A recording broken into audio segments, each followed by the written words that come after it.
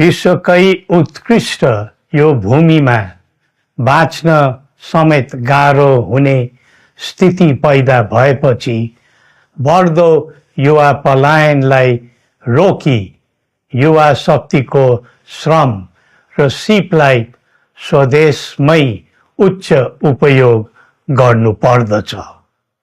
युवा स्वरोजगारको निम्ति अवसरहरूको खोजी गरी नेपालमै आय आर्जन गर्न सक्ने वातावरण तयार गर्नुपर्ने आजको पहिलो आवश्यकता बनेको छ।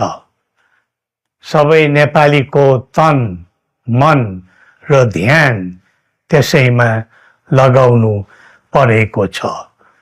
विश्वभरि छरिरहेका नेपालीहरू एकताका सूत्रमा बाँधिन अब ढिला गर्नु हुँदैन। आफ्ना ज्ञान, सिप र सामर्थ्य मात्र होइन, त्यहाँ आर्जेको पुँजी, स्रोत र साधन समेत नेपालमै लगाउनु पर्दछ भन्ने भावना सबैमा जागृत गराउनु परेको छ।